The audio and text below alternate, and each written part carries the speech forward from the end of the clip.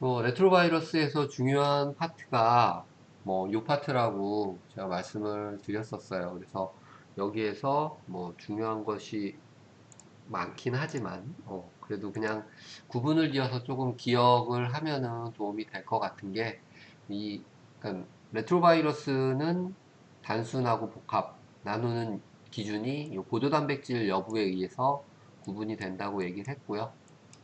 단순에 들어가는 애들은 대부분 이 개그 폴 엠블록 세 개의 단백질을 만드는 어떻게 보면 오리진이죠. 오리진 mRNA 세 개의 오리진을 가지고 있고 여기서 각각의 단백질들이 이제 만들어지게 됩니다.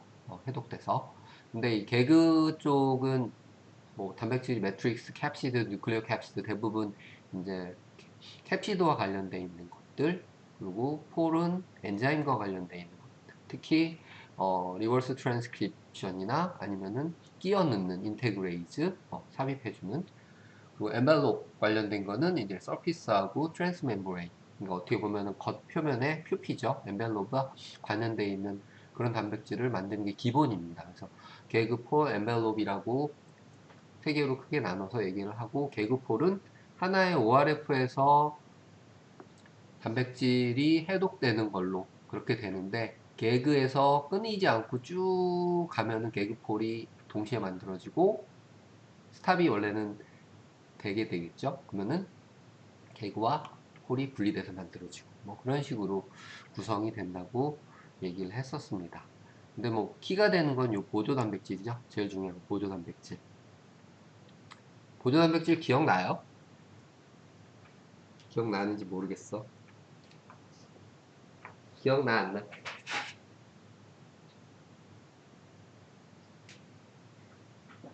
PPT만 넘어오면은 답을 안 해. 대답 좀 하셔요.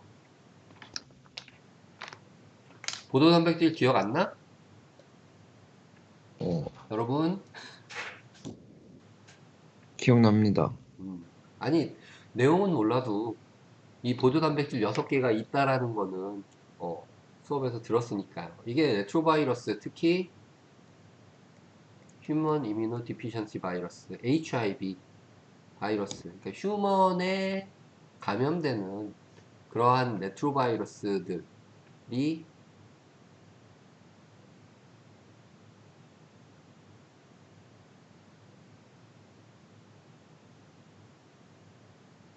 분류 잠깐 보여주면은 이 컴플렉스 휴먼 바이러스들이 대부분 요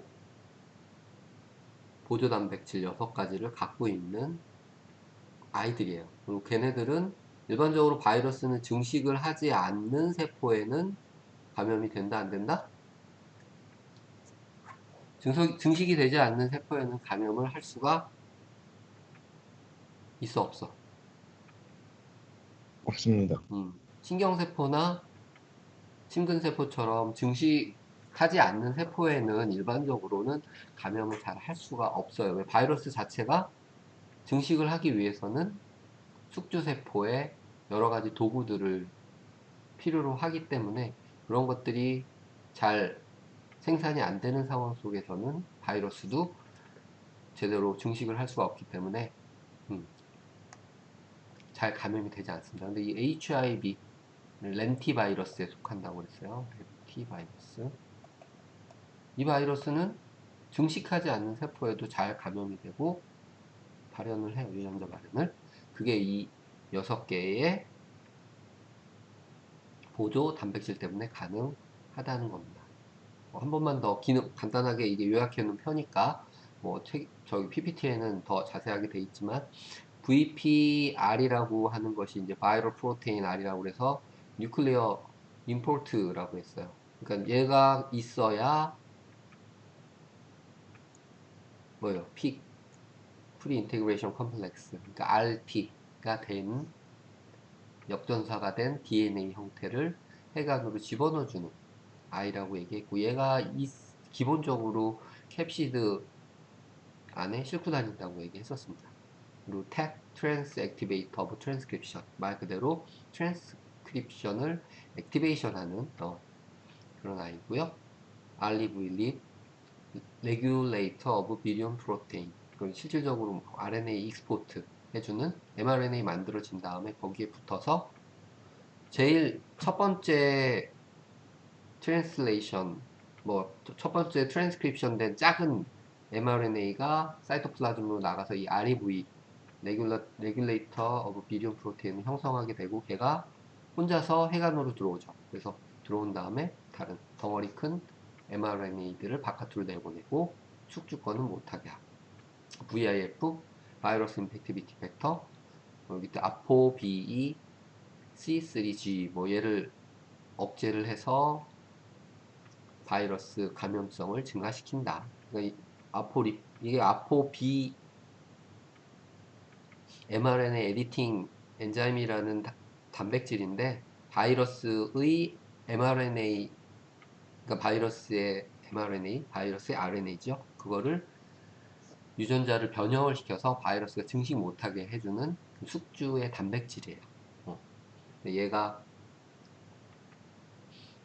작동을 못하게끔 결국에 여기 있는 VIF, NEF, VPU, 뭐 NEF도 네거티브 팩터, CD4 다운 레귤레이션, VPU, 비디온 프로테인 유닉, CD4 데그라데이션, 텍서린 이니비션, 뭐 결국에는 면역 반응을 억제를 하는 그런 기능들을 하죠. 근데 VIF하고 BPU는 어떻게 해서 요 두 단백질들을 제거를 한다고 그랬어요? 어떻게? 바이러스가 특정 숙주의 단백질을 제거하는 방법. 이거는 앞에서 나오는 방법들 중에 크게 다르지 않았어요. 바이러스가 숙주 단백질 파괴 또는 제거하는 방법. 뭘로 했었어요? 이제는 수업을 이 정도 들었으면 알만할 것 같은데. 아무나 얘는 어떻게 해버려요? 어떻게 해서 이니비션 억제를 해버려?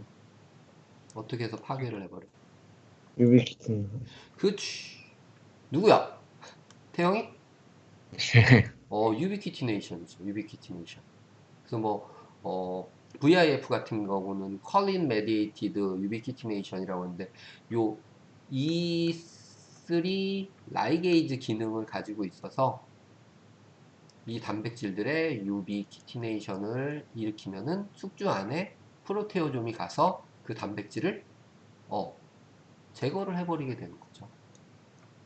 그 프로테어좀, 프로테이즈를 가지고 있는 덩어리를 분자생물학에서는 몰레큘라 샤페론 또는 히샤 프로테인들이 그런 역할을 한다는 거죠. 그래서 뭐 HSP70, HSP65 이런 애들이 대부분 뉴클레오좀 형태로 유비키티네이션 된 단백질을 데그라데이션, 분해하는 역할을 하는 거죠. 분해하니까 기능이 약화되겠죠. 결국에 VIF나 NEF나 BPU는 숙주의 방어 기작을 떨어뜨리니까 바이러스 감염이나 또는 이런 것들은 올리는. 그쵸? VPR, TAT, REV, 뭐, 기능만 한 번씩 딱 읊어줄게요. VPR은 픽을 해간으로 집어넣는 거. 텟은 트랜스크립션 액티베이션, REV는 mRNA를 핵 바깥으로 내보내주는 거. VIF는 말 그대로 감염성을 증가시키는데 어떻게? 아포비 C3G라는 단백질을 파괴해서. NEF도 네거티브 팩터예요. 숙주의 방어 기작을 네거티브, 음성작용시켜서 방어 못하게. BPU도 CD4나 텍서린을 제거함으로써 또는 억제함으로써 바이러스의 증식이 잘 되게 하는. 이 부분이 레트로바이러스에서는 어떻게 보면은 가장 중요한 그런 파트였었고요. 또 다른 부분으로 한 가지 더 이제 지난 시간에 했던 것 중에 말할 부분이 뭐겠어요? 음, 헤파타이티스하고 뭐였어요? 레트로바이러스의 역전사의 가장 큰 차이점. 왜 안 뜨지? 어디 있니? 어, 뭐라? 안 나오네?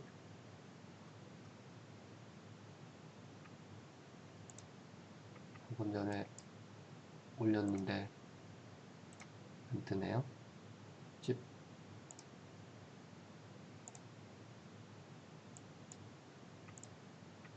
여기 있는데.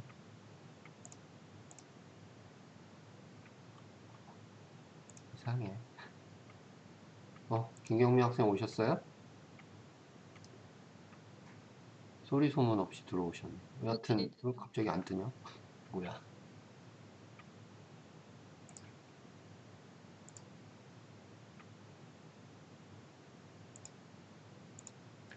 안 뜨니까, 이따가 다시 한번 끝나기 직전에 확인하기로 하고요. 레트로바이러스하고 HBV, 헤파타이티스 B 바이러스하고 역전사에서 가장 큰 차이점, 어느 부분이라고 얘기했어요? 태영, 얘기 좀 해줘. 뭐가 제일 달라요? 렌티바이러스는 이제 진입하고 바로 역전사 하는데 오케이. 헤파티스는 나갈 때 이제 나갈 역 때 뭐 하는 과정 중에?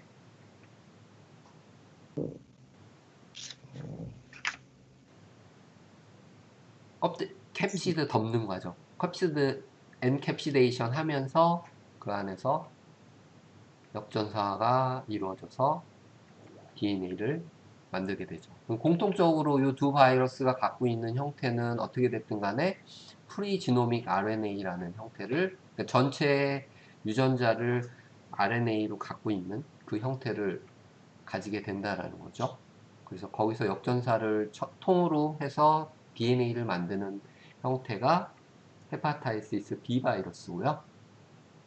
그 전체 RNA에서 뭐 유전자 발현을 통해서 단백질을 생산하는, 또는 그 렌티바이러스 같은 경우는 전체 mRNA, 프리지노믹 RNA가 패키징이 되는 그런 RNA가 되겠죠. 결국에는 뭐 프리지노믹 RNA는 렌티나 헤파타이티스 바이러스나 패키징이 되는 전체 유전자죠. 그러니까 헤파타이티스는 역전사를 핵 안에서 핵 안에 캡시데이션 한 다음에 이제 방출되기 전에 한다는 것 뿐이지, 실질적으로는 어떻게 보면 RNA 바이러스랑 굉장히 유사한 그런 성질을 가지고 있다고 할 수 있습니다. 오케이? 그리고 바이러스들의 특징을 지금까지 했던 걸 쭉 살펴보면은 DNA하고 RNA 바이러스 두 개로 나눠지긴 하지만 DNA 바이러스들은 그들의 특징이 있고요. 대부분의 RNA 바이러스들 중에서도 RNA 양성 가닥을 갖고 있는 애들은 실제 RNA랑 굉장히 유사해요. 근데 음성 가닥을 갖고 있는 애들은 RNA 바이러스지만 약간은 DNA 바이러스의 성질을 보유하고 있어요. 그리고 그 중간에 꼈다는 건 다른 분류로 역전사를 하는 RNA 유전자 역전사, DNA 유전자 역전사 하는 두 바이러스의 형태인데, 실질적으로는 양성가닥 RNA 바이러스랑 비슷한 그런 성질을 띠고 있죠. 바이러스는 뭐 어디에 감염이 되느냐, 숙주 특이성이나 아니면은 그들의 특징에 따라서도 분류를 하고 뭐 여러 가지로 연구를 하지만, 가장 접근이 쉬운 방법이 유전자에 따른 분류 방법이 가장 접근이 쉽고 그 특징을 가장 확연하게 알 수 있는 그런 방법이라고 할 수 있습니다. 그래서 이 책에서도 유전자의 분류에 따라서 DNA 그리고 RNA 바이러스까지 얘기를 했어요. 실질적으로 여러분이 이제 바이러스들은 한 번씩은 다 접해 보셨다고 그래도 과언은 아니에요. 기억에 뭐 남지 않더라도 지나가면서 모든 바이러스의 이름을 다 외울 수는 없어요. 저도 모든 바이러스의 이름을 다 외우진 못하니까 한 번씩은 접해서 4부까지가 각각의 그 바이러스들의 설명을 다 드린 거예요. 이제 5부 마지막 파트 쪽에서는 3주간, 뭐, 요번 주 포함해서 3주간, 기타 바이러스라고 했는데, 바이러스는 아니에요. 바이러스는 아닌데, 마치 바이러스의 성질을 가진 것처럼 행동하는 그런 친구들에 대해서 조금 배워보도록 할 거예요. 그리고 이, 특히 바이러스가 알다시피 증식을 하는 웬만한 세포, 그리고 심지어는 렌티바이러스는 증식을 하지 않는 세포에도 어때요? 감염이 돼서 자기 유전자 발현을 하게 되죠. 네, 그런 특징들을 사람들이 이용을 하면은 이런 바이러스 벡터로 활용이 될 수 있다라는 거죠. 바이러스 벡터. 실질적으로 이제 바이러스 벡터의 주 목적은 유전자 치료를 위한 거에 또 유전자 치료를 한다는 목적은 유전자를 우리 몸의 세포에 전달을 하기 위한 그런 하나의 도구죠, 도구. 바이러스 벡터라는 거는 실질적으로는 도구로 사용되는 뭐에? 유전자 전달의 도구입니다.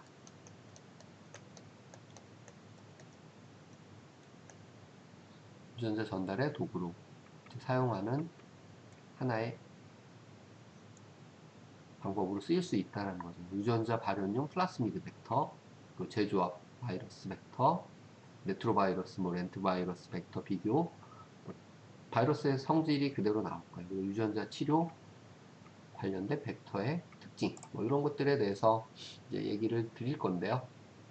책에 있는 그림 중에 유전자 발현 벡터의 유전자 발현 카세트라고 해서 이렇게 나옵니다. 실질적으로 요번에 모더나나 아니면은 화이자에서 개발한 벡터 시스템들도 이러한 카세트를 가지고 이용을 한 거예요. 근데 이거는 플라스미드니까 우리가 알고 있는 플라스미드는 대부분 더블 스트랜드의 뭘로 구성되어 있어요? 플라스미드는 누가 갖고 있는 DNA야?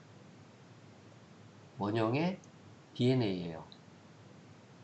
누가 갖고 있는 원형의 DNA를 플라스미드라고 그래요. 후, 어떤 생명체가 갖고 있는 아이인가요? 박테리아. 원래는 그쵸. 박테리아가 자기의 유전자를 가지고 있어요. 세포질에 핵막은 없지만. 근데 그 유전자에 부가적으로 어떻게 보면 형질 전환이 될 수 있는 그런 형태의 원형의 작은 유전자 덩어리들을 가지고 다녀요. 그리고 증식할 때 복제해서 또 계속 옮겨 다니게 하고요. 그게 이제 플라스미드고 사람들이 그거를 발견을 해서 유전자 재조합. 그러니까 흔히 우리가 옛날에 유전공학이라고 얘기했었죠. 유전공학이 가능하게 한 게 바로 누구라? 이 플라스미드예요. 사람이 DNA를 복제를 다량으로 할 수 있는 방법이 없어요. PCR로 유전자 증폭할 수 있는 사이즈가 아무리 기술이 발달해도 10kb 정도 되면 에러가 발생을 하고 문제가 생겨요. 유전자를 복제할 수 있는 방법을 생각들을 해보세요. 뭐 배운 게 몇 가지 없으니까 생각이 안 날 수도 지만 별로 없어요. 저는 많이 배웠다고 생각하는데도 유전자를 복제할 수 있는 시스템 자체가 이 플라스미드가 없었다면은 어, 거의 불가능했을 거라고 저는 생각을 해요. 동물세포에서 유전자를 대량으로 특정 유전자를 복제하거나 할 수 있는 방법이 아무리 생각을 해봐도 없어요. 근데 플라스미드는 어디에서? 박테리아에서. 근데 박테리아는 증식이 굉장히 빠르죠. 하루만 키워도. 그리고 이 플라스미드를 가지고 있는 박테리아는 자기가 복제를 하면서 그 플라스미드를 복제를 동일하게 같이 해서 계속 전달을 해줘요. 그러니까 박테리아 숫자를 불린다는 얘기는 플라스미드의 숫자를 불리는 거죠. 근데 여기다가 특정 유전자를 삽입한 플라스미드를 박테리아에 집어넣은 게 이제 박테리아의 형질을 전환했다. 그래서 트랜스포메이션이라고 여러분들이 배웠을 거예요. 형질 전환. 그럼 플라스미드에 들어있는 새로운 형질을 이 박테리아에게 준 거니까. 복제를 해서 박테리아를 어떻게 보면 깨는 거, 죽여서 유전자를 얻어서 우리가 사용을 하죠. 근데 박테리아에서만 발현되게 만든 카세트가 있으면은 박테리아, 그냥 단순히 유전자 증식, 복제용 플라스미드고요. 만약에 여기에다가 바이러스의 프로모터, 요 프로모터라고 되어 있는데요. 이게 뭐 오리, T 뭐 이런 것들은 대부분 박테리아의 오리진이라고 보시면 됩니다. 그 프로모터예요. 근데 우리가 알고 있는 사이토메갈로바이러스, CMV나 SV4리 이런 것들은 시미안 바이러스 보리, 바이러스의 프로모터를 사용하게 되면은 이거는 박테리아용이고 이거는 동물세포에 이 플라스미드를 전달해주면은 그 안에 들어있는 유전자를 단백질로 발현시킬 수 있어요. 왜? 숙주와 관계없이 바이러스 자체의 유전자 발현 시스템을 플라스미드에 넣어줬기 때문이죠. 오늘 지금 전체 개요를 이제 말씀을 드리는 거니까 한번 쭉 들어보세요. 여튼 이 플라스미드가 없었다면은 그런 것들이 불가능했을 겁니다. 그래서 지금도 대부분 이 플라스미드의 시스템을 가지고 유전자 발현 벡터를 활용하게 되죠. 이 벡터 시스템 안에는 유전자 발현을 조절해주는 프로모터 부위가 있고요. 그리고 AUG, 여기서부터 이제 유전자가 트랜스진이라고 되어 있는데 내가 원하는 유전자들을 여기에다가 클로닝을 해서 뭐 제한 요소를 가지고 집어넣어 주게 되는 거죠. 그리고 이 카세트 자체의 폴리에이테일 부분 또는 흔히 우리가 알고 있는 TATA가 이제 타타박스라고 그래서 트랜스크립션이 일어날 수 있도록 팩터들을 붙어주는 그런 부위예요. 이런 것들을 다 구성을 해놓은 상태로 유전자를 발현을 시키는 거죠. mRNA가 만들어지고. 그쵸? 이게 이제 어떻게 보면 가장 기본적인 유전자 발현 시스템이라고 볼 수가 있어요. 근데 이게 DNA 상태로 구성이 되면은 DNA 카세트고요. 요번에 코로나 바이러스 개발되면서 여러분이 뭐 mRNA 백신이라는 얘기를 한 번 정도는 들어보셨을 것 같아요. 이 mRNA 백신이라는 것은 말 그대로 기존에는 백신 하면은 단백질이나 아니면 유전자 재조합에 의해서 만들어진 펩타이드 이런 것들을 사용했어요. 아니면 바이러스 통째로 약독화시켜서 사용하든지. 근데 이 코로나 바이러스는 변이가 심하고 어떻게 보면 단백질만 사용했을 때 그거에 대한 유전적인 반응을 통해서 항체를 만들어내는데 문제가 있는 거죠. 그래서 요번에 이제 개발해낸 시스템이 RNA 카세트예요. 그래서 이 RNA 바이러스는 특히 양성가닥 RNA 바이러스는 프로모터가 없어도 그 바이러스 자체의 프로모터로 유전자 발현이 가능하다고 그랬어요. 그게 이제 흔히 앞에서 얘기했던 뭐였어요? 인터널 리보좀 엔트리 사이트라는 헤어핀 루프 구조를 가지고 있어서 여기에 크롬 리보좀이 붙어서 바로 mRNA에서 뭐 프로테인이 만들어지게끔 하는 특징을 가지고 있다고 얘기를 했었죠. 화이자에서 요번에 개발한 시스템이 그거예요. 그래서 요 인핸서 프로모터 부분에 제가 알기로는 그 엔테로바이러스 계통이나 아니면은 그 에코바이러스 계통의 바이러스의 요 아이리스 부위를 사용하거나 아니면은 그 바이러스 자체의 유전자가 뭐예요? RNA잖아요. 양성가닥 RNA는. 그래서 양성가닥 RNA 바이러스의 아이리스 부위를 프로모터 대신에 쓰고요.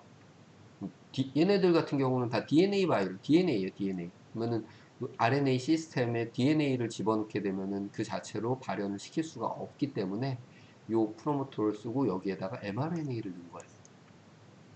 그러니까 어때요? mRNA니까 세포 안으로 진입하면은 그 자체로 바로 단백질을 만들어낼 수가 있죠. 그러면은 이 만들어진 세포 안에서 만들어진 단백질이기 때문에 이거에 대한 세포 내 반응은 외부에서 들어간 단백질에 비해서 더 높아요. 그러니까 항체가 바로 형성이 될 수 있다라는 거죠.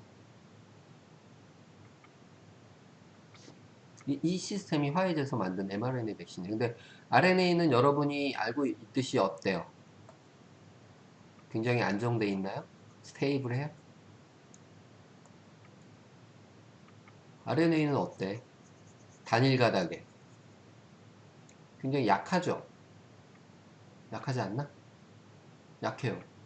그리고 그 RNA를 RNA 자체로 이 mRNA 자체로 얘가 세포 안으로 진입이 가능할까요? 어떻게 됐든 혈액 내로 들어가거나 이런 진입이 되게 어려워요. 그 들어가는 동안 혈액 내에서 아마 다 파괴될 거예요. 대부분이. 그러니까 그거를 막기 위해서 요 mRNA 만든 거에다가 인지질로 해서 주머니를 싸서 넣었어요. 그러니까 얘를 상온에서 4도씨에서 보관을 하면은 3, 4일밖에 못 버티는 거야. 다 데그라데이션 돼서 파괴가 되는 거죠. 그래서 콜드 체인이라고 해서 마이너스 70도. 여러분들 RNA 프랩 해봤는지 모르겠지만 RNA 대부분 마이너스 20도에서 보관하면 몇 달 못 가요. 마이너스 70도 이하죠. 이하에 우리가 흔히 얘기하는 초저온고 디프리저라고 하는 거에서 보관을 해야 되는데 병원 일반 병의원에서 디프리저를 어떻게 구매를 해요? 디프리저 제일 싼 게 한 4, 500만 원씩 하는데 다 한 대씩 사면은 백신 값보다 더 들겠죠. 여하튼 뭐 RNA가 됐건 DNA가 됐건 기본적인 컨셉은 이런 형태입니다. 유전자를 발현시킬 수 있는 프로모터를 가지고 이거를 이제 복제하기 위해서는 특정 박테리아가 가지고 있는 또는 사람이 새롭게 만든 플라스미드 시스템에 집어넣겠죠. 음. 뭐 일반적으로 유전자 발현의 특징은 뭐 트랜전트하고 스테이블로 해서 표현을 하는데요. 트랜전트라는 거는 우리가 흔히 셀의 세포에 트랜스펙션 한다고 얘기하는데 일시적으로 발현시키는 거를 얘기를 합니다. 그래서 선택성도 없고 익스프레션 듀레이션도 뭐 2, 3일 정도 짧고 크로모조 인테그레이션 당연히 없죠. 그래서 어느 정도 시간이 지나면은 유전자 발현된 게 사라지거나 약해져요. 일시적으로 발현을 증가시키는 그런 형태라고 보시면 되고요.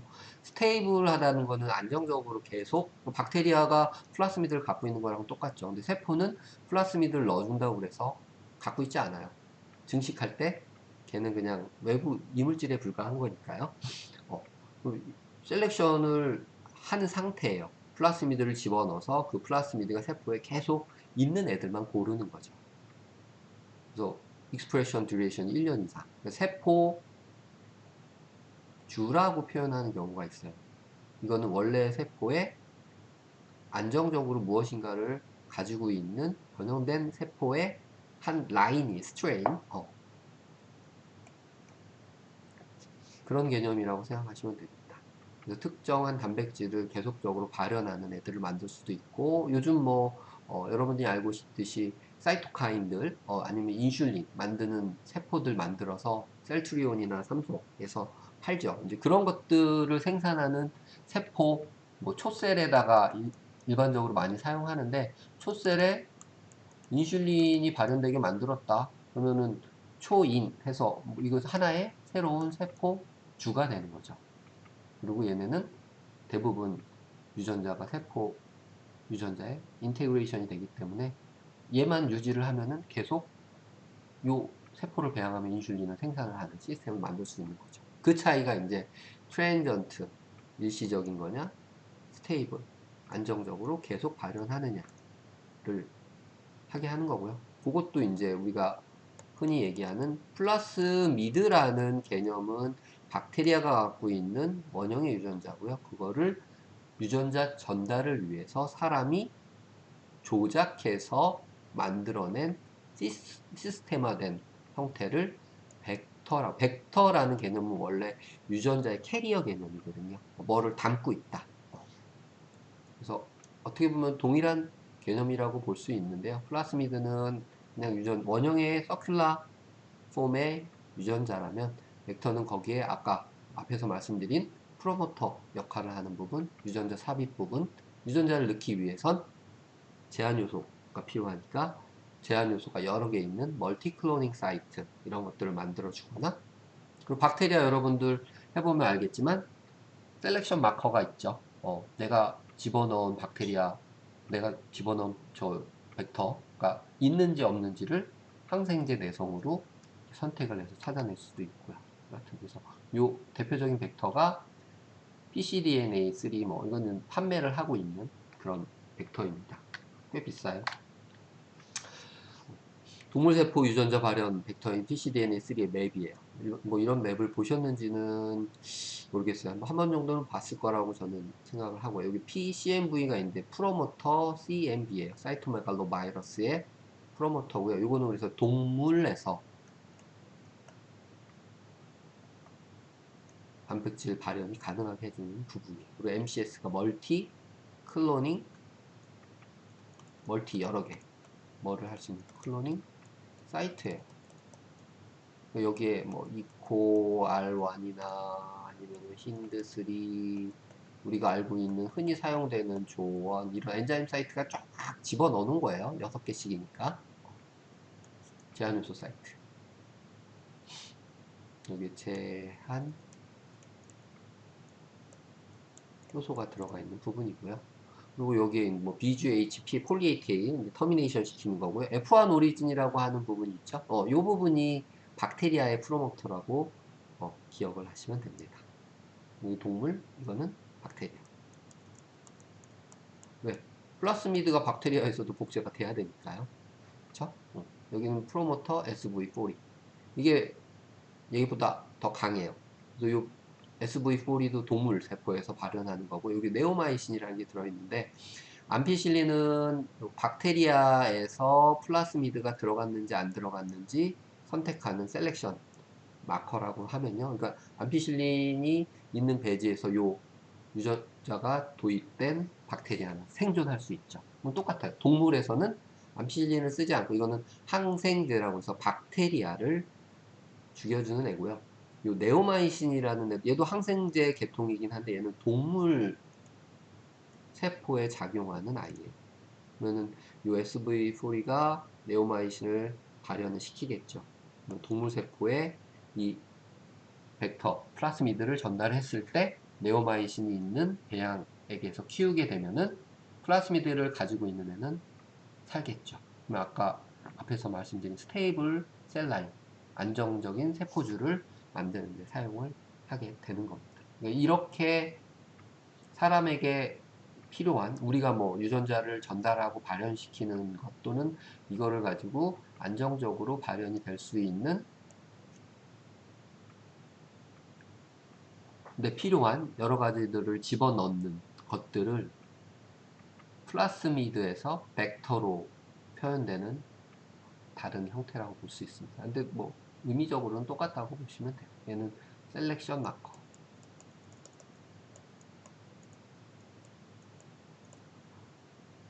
이거는 박테리아에서, 이건 동물세포에서. 이렇게 뭐 이런 형태로 구성이 되어 있습니다. 근데 여기에서도 결국에는 동물에서 뭔가를 발현시키기 위해서 박테리아가 아닌, 박테리아는 박테리아 전체를 복제하는 거고요. 동물세포에서 발현시키기 위해서 바이러스의 프로모터들을 갖다가 사용을 했다라는 거죠. 이렇게 뭐 이건 다른 형태, 뭐 앱스테인 바바이러스 똑같습니다. 이것도 에피존 벡터라고 얘기하는데요. 이 앱스테인 바바이러스 같은 경우는 앞에서도 특징적으로 나왔지만 대량으로 증식은 하지 않지만 세포 증식과 동일하게 또는 뭐 같이 증식을 하면서 일정 수를 계속 유지를 해요. 그런 시스템에 활용하기 위한 벡터라고 보시면 됩니다. 그래서 동일하게 CMV 프로모터에다가 멀티클로닝 사이트 있고, 그리고 터미네이션 될 거고요. TK 같은 경우는 이제 하이그로마이신이 네오마이신하고 똑같은 거예요. 동물세포에서 이제 셀렉션 마커로 사용을 해주는 사이니미딘 카이네이즈라고 해서 그거를 이제 여기 사이에 집어넣은 건데 그 셀렉션 마커로 사용하는 거고요. 이 자체에 EBN이라는 부분이 있어서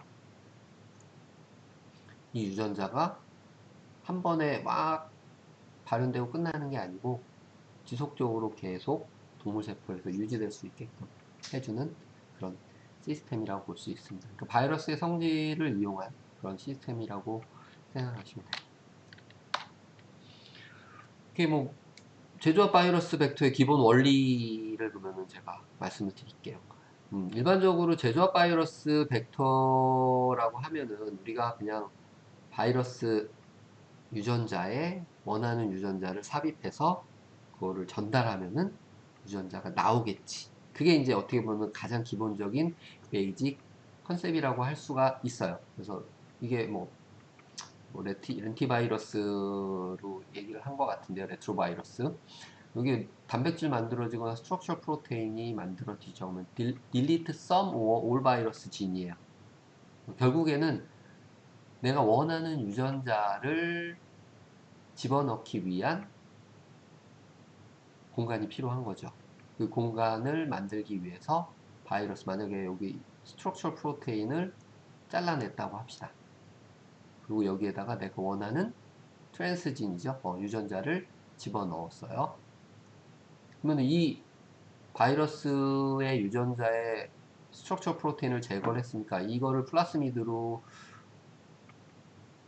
전달을 하면은 일반 세포에 바이러스가 만들어질까요?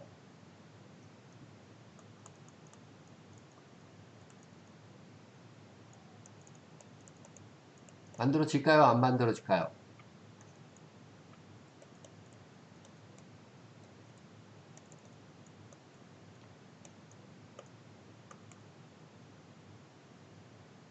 결정의 순간 어디로 가면 될까요? 이게 바이러스의 전체 유전자예요. 근데 스트럭처 프로테인을 빼버렸어요. 그리고 여기다 내가 원하는 GFP를 넣었다고 합시다. 그린 플로로센스 프로테인. 그럼 이 아이는 일반 세포, 뭐 헬라셀이나 우리가 알고 있는 동물 세포주에 전달을 해서 발현을 시키면은 바이러스가, 그러니까 라이브 바이러스, 살아있는 생바이러스가 만들어질까요? 안 만들어질까요? 어떨 것 같아? 현주야? 네, 만들어질 것 같아요? 안 만들어질 것 같아요? 안 만들어질 것 같아요. 구조유전자가 없으니까 당연히 안 만들어지죠. 만들어질 수가 있는 상황이 아니죠. 왜? 껍데기가 없는데 바이러스가 어떻게 만들어져요? 그쵸? 그거를 보완해 주는 게 바로 여기 있는 트랜스펙션을 얻다가 있어요. 패키징 셀 라인. 그러니까 일반 세포에다가 아까 스테이블 셀 라인이라고 얘기했죠. 이 구조 단백질의 유전자를 발현하는 셀 라인을 만들어 놓는 거예요. 스트럭처 프로테인을 이미 이렇게 플라스미드를 전달을 해서 계속 요 발현하는 셀을 만든 거죠. 이게 세포, 뭐라고 했어요? 주라고 그랬었죠. 세포 셀 라인. 그러니까 요 세포주를 이제 패키징 셀 라인이라고 해요. 그러면은 이 바이러스 유전자를 일반 세포가 아닌 패키징 셀에다가 트랜스펙션을 하면은 유전자도 있고 구조 프로테인도 구조 단백질도 만들어지니까 새로운 제조합 단백질을 가진 바이러스가 만들어지겠죠. 이 바이러스는 구조 단백질 대신에 GFP를 집어넣었으니까 구조 단백질에 GFP를 반짝반짝 하면서 나올 거예요. 그렇지는 않아요. 유전자 안에 GFP를 가지고 있죠. 그래서 얘가 다시 세포에 감염이 됐을 때 GFP를 발현을 시켜서 단백질을 생산을 하겠죠. 이런 시스템이에요. 단순하게 특정 부위를 제거를 하고 제거한 부위를 세포에서 발현시켜 줄 수 있도록 해주는 그러한 형태로 유전자 제조합 벡터를 개발합니다. 그래서 아데노바이러스도 뭐 일반적으로 특정 부위를 뺀 다음에 그걸 발현시키는 세포줄을 만들었어요. 그게 바로 핵293 T셀이라는 셀 라인이에요. 우리는 단순히 그냥 세포 실험할 때 많이 사용하는데 핵293 T셀이 원래 개발된 목적은 바이러스의 증식을 위한 패키징 셀이에요. 근데 워낙 뭐 트랜스펙션도 잘 되고 다른 세포 실험에 용이하게 사용될 수 있기 때문에 사용하고 있는 거고요. 오케이? 뭐 요게 부수적으로 몇 가지 말을 써놨는데 여러분들 뭐 가끔가다 트랜스 액팅 엘리먼트 아니면 시스 액팅 엘리먼트 해서 얘기를 가끔 나와요. 근데 개념상으로 트랜스는 밖에서 들어온 거예요. 외부. 그러니까 단백질들이 대부분이라고 생각하시면 됩니다. 외부에서 작용하는 거. 아니면은 외부가 아니라 내부라도 뛰어넘어서 작동하는 거. 시스는 내부에서 내 거에서 내 거로 작동하거나 뭐 이런 작용들을 대부분 일컫는 용어입니다. 그래서 지놈 시퀀스에 있는 거죠. 그러니까 유전자가 있으면은 여기 있는 게 만들어져서 작동하는 거. 뭐 이런 것들은 이제 시스 액팅 내부적인 조절 요소라고 얘기를 하고요. 트랜스는 내게 있어도 여기가 아니고 밖에서 작동시키는 거.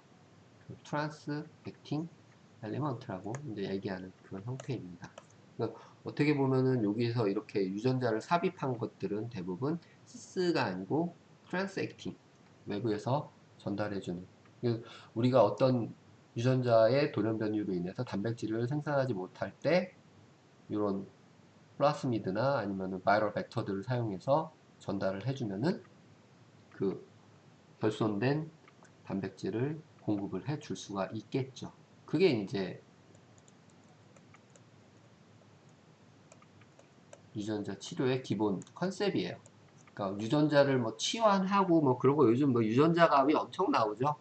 크리스퍼 카스9 유전자 가위 뭐 TV에서 나오는 거 보면은 병 다 고쳤어. 모든 것을 할 수 있을 것처럼 얘기하는데요. 뭐 연구자의 솔직한 심정으로 여러분들도 어떻게 보면 이제 연구에 발을 조금이라도 들인 전공자들, 전공자의 심정으로 크리스퍼 카스9이나 이런 유전자 가위가 사람한테 적용되려면은 아직 멀었어요. 까마득해요, 까마득. 부작용도 굉장히 많고 걔가 어떻게 작동하는지도 완전히 규명이 된 것도 아니고요. 실제 인체, 심지어는 마우스에 적용한 예도 많지 않아요. 오케이. 여하튼 뭐 그런 시스템 자체도 다 플라스미드를 쓴다. 왜? 유전자를 전달할 수 있는 방법은 그 플라스미드, 벡터 시스템 밖에 아직은 없어요. 그 예예요. 레트로바이러스 벡터의 구성 요소라고 해서 레트로바이러스를 가지고 유전자를 전달을 위한 벡터 시스템으로 활용하는 방식인데요. 이런 식으로 이제 두 개를 나눠서 발현을 시켜요. 하나는 이제 엠벨론만, 다른 하나는 게그폴을 발현시킬 수 있게 이렇게 두 개로 패키징 스트럭처를 다르게 발현을 시키고요. 원하는 유전자는 이제 요 위쪽 시스템의 어느 부위인가를 전달을 할 수 있게 그렇게 디자인을 하겠죠. 멀티클로닝 사이트를 만들어 넣어서. 그래서 얘가 발현이 돼서 이런 식으로 이제 우리가 알고 있는 이게 DNA잖아요. DNA. 피 프리 인테그레이션 컴플렉스 형태로 만들어져 있는데요. 뭐 아예 우리가 유전자를 만들 때, 그러니까 플라스미드를 만들 때 트랜스퍼 플라스미드라고 돼 있잖아요. 이렇게 만들어 놓는 거예요. 그러니까 플라스미드에 LPR, LPR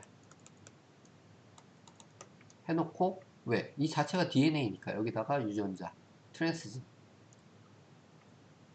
그러면은 세포로 들어가서 트랜스크립션이 되면은 이러한 형태 양성가닥 RNA R659, 623R 레트로바이러스의 전형적인 유전자 형태죠. 그리고 패키징 시그널 얘가 다시 역전사를 해서 DNA로 들어가서 이제 끼어들어가고 얘는 프로 바이러스를 계속 만들겠죠. 뭐 일반적으로 이런 시스템을 많이 활용을 하게 되고요. 요 바이러스 유전자를 집어넣어서 이제 라이브 바이러스가 만들어지면은 그 라이브 바이러스를 유전자 전달의 도구로 사용을 하게 되는 거죠. 프로바이러스. 근데 이 트랜스진이 빠진 만큼 뭐 엔벨롭을 뺐거나 해서 이거는 패키징 셀 라인에서 발현을 시킬 거고요. 개념이 그렇게 어렵지는 않죠. 전체에서 만약에 1, 2, 3이 다 필요하다 하면은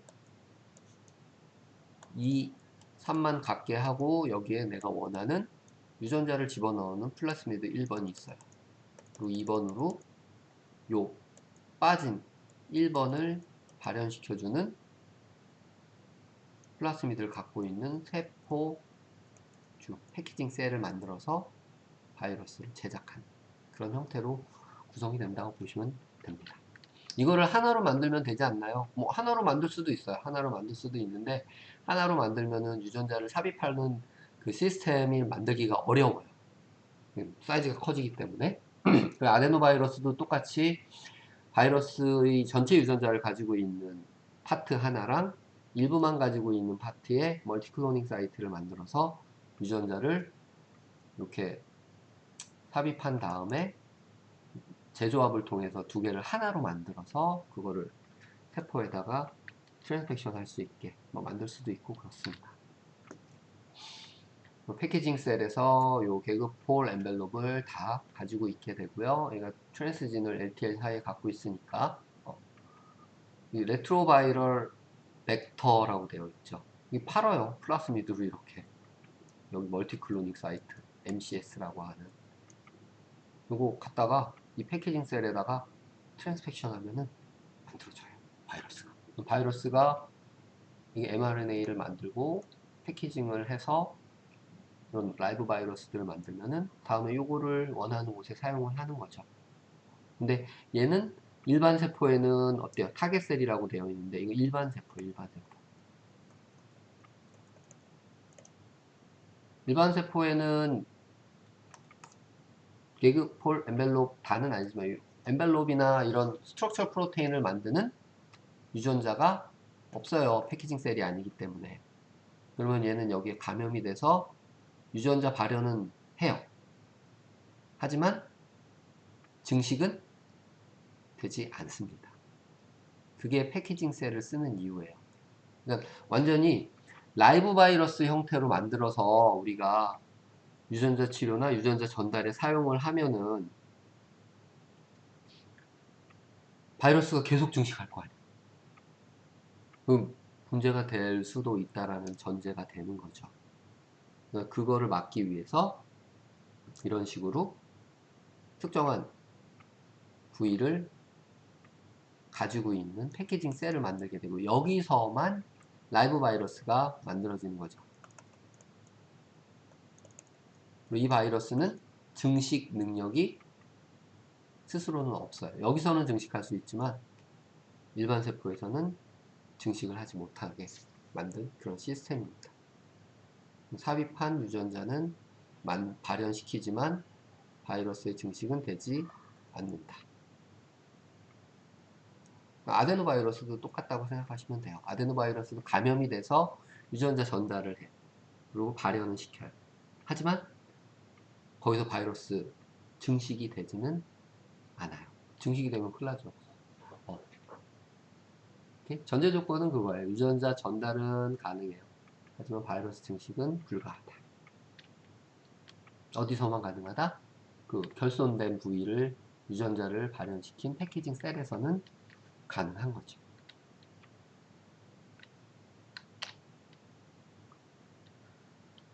이거는 플라스미드 형태로 실제 판매하는 거예요. PLNCX2라는 플라스미드인데요. 플라스미드라기보다 벡터.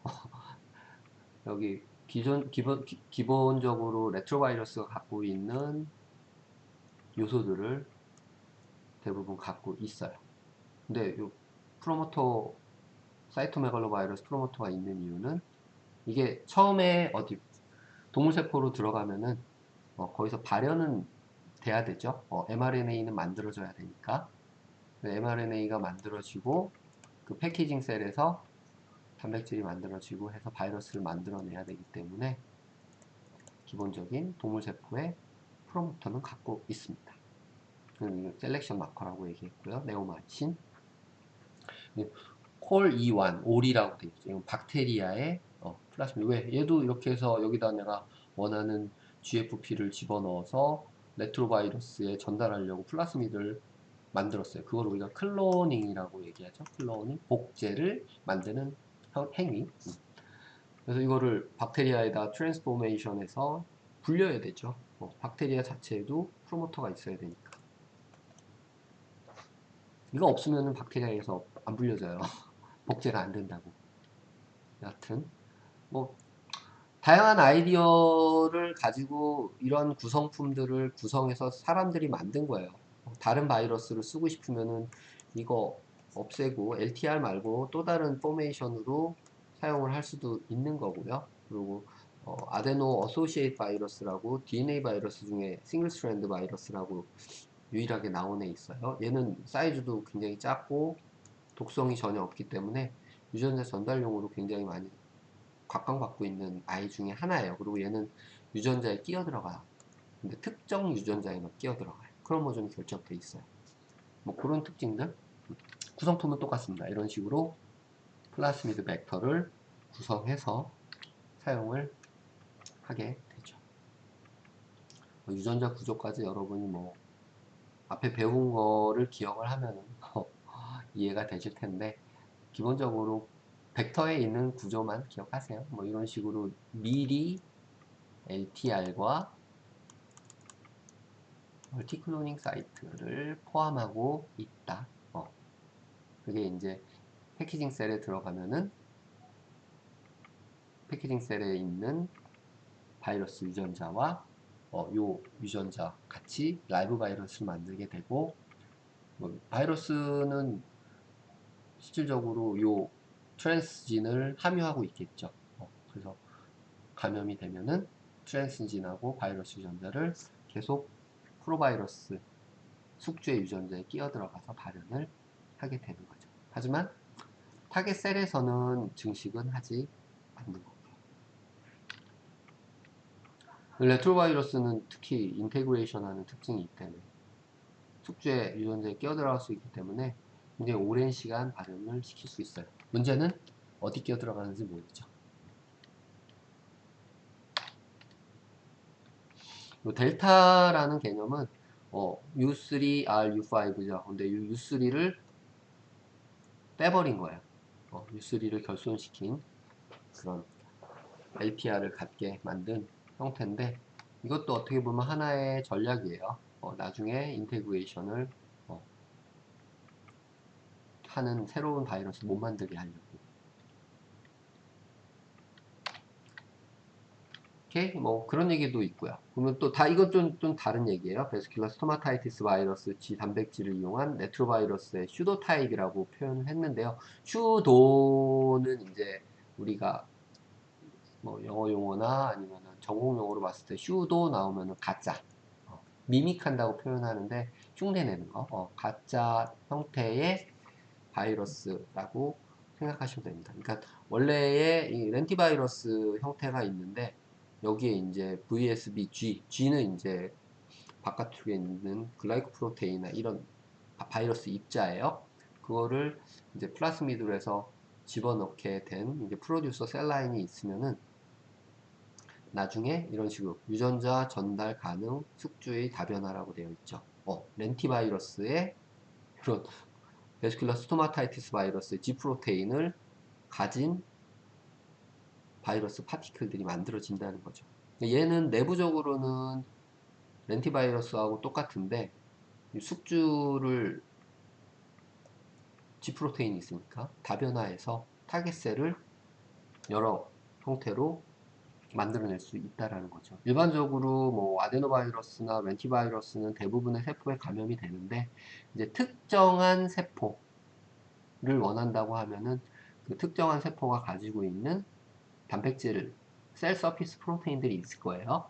그게 이제 수용체로 사용되고 있는 바이러스들의 일부 서피스 프로테인을 이런 걸로 활용을 하게 되면은 슈도 파티클, 가짜 껍데기, 흉내낸 껍데기를 만들어서 감염이 가능하게끔 그렇게 하는 거죠. 다른 바이러스의 외피 단백질을 갖는 바이러스 입자죠. 그러면은 내가 원하는 특정 숙주 세포가 전달이 가능을 하게 할 겁니다. 이게 슈도 타입이라고 얘기해요. 이렇게.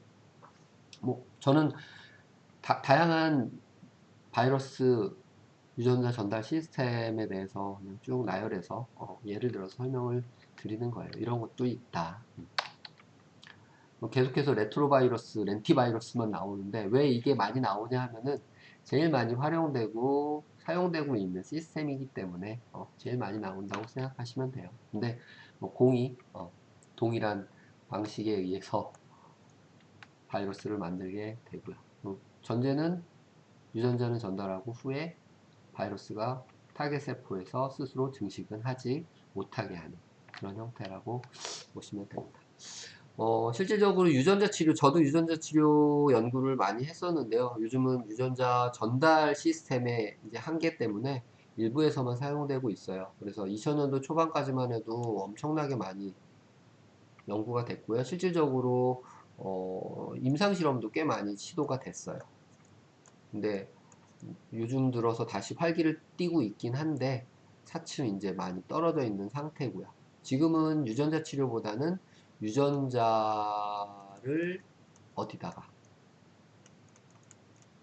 줄기세포라고 얘기하죠. 줄기세포에 전달을 해서 세포 치료를 하는 게 더 효과적이라고 생각을 하고 있어서 이쪽으로 많이 전환이 되고 있어요. 또는 스템셀을 이용해서 세포는 세포인데 이 세포를 이제 뭐 오간으로 만드는 거죠. 기관으로 만들어서 직접적으로 사용하는 그런 쪽의 연구들을 많이 하고 있습니다.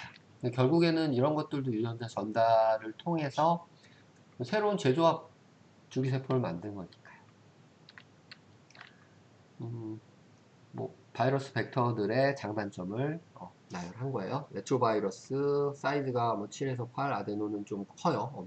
다른 거에 비해서 아데노 부속 바이러스는 작고, 그래서 뭐 안정적인 발현. 아데노바이러스는 과발현에는 최고입니다. 그래서 러시아나 지금 중국에서 코로나 바이러스 백신으로 이 아데노바이러스를 사용을 하고 있는데요.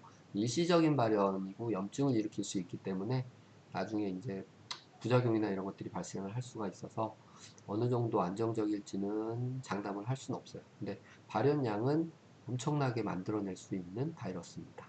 근데 이 아데노바이러스는 첫 번째는 괜찮은데 첫 번째 감염이 되면은 면역 반응이 생겨요. 그리고 두 번째는 다시 2차 전달을 할 때 효율이 거의 20분의 1로 떨어진다고 20, 30%밖에 안 나와요. 아데노 부속 바이러스는 안정적인 발현. 염색체 삽입이 가능하고 굉장히 좋아요. 근데 문제는 바이러스 자체가 4kilo 베이스, 4000 베이스 페어밖에 안 되기 때문에 집어넣을 수 있는 유전자의 한계가 있어요. 사이즈에. 오케이? 뭐 이런 것들 때문에 문제가 되고요. 그냥 플라스미드 집어넣는 거는 전달에 문제가 있어요. 플라스미드 DNA가 세포 안으로 그냥 안 들어가. 그걸 어떻게 해결할 것이냐. 근데 mRNA 아까 말씀드렸듯이 mRNA 백신은 인지질에 싸서 전달하는 그런 시스템들을 아니면 나노파티클에 결합시켜서 전달하는 그런 방법들을 활용을 하고 있다라는 겁니다.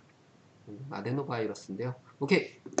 얼마나 남았는지는 모르겠는데 그래요. 그럼 뒷부분에 이제 아데노바이러스하고 몇 가지 바이러스들은 뭐 시스템 상으로는 유사한데 약간 또 다른 내용이 있으니까 오늘은 대부분 아마 레트로바이러스가 주가 돼서 설명을 드린 내용입니다. 좀 어렵게 느낄 수도 있는데요. 어렵다고 생각 마시고 요게 그대로 지금 현재 바이러스 또는 뭐 여러 가지 시스템에서 백신을 이용하는 분자생물학적인 제조합 백신을 이용하는데 활용되는 방법이라고 이해하시면 될 것 같습니다. 오케이? 질문 주십시오. 여러분들이 좋아하시는 Q&A 시간입니다.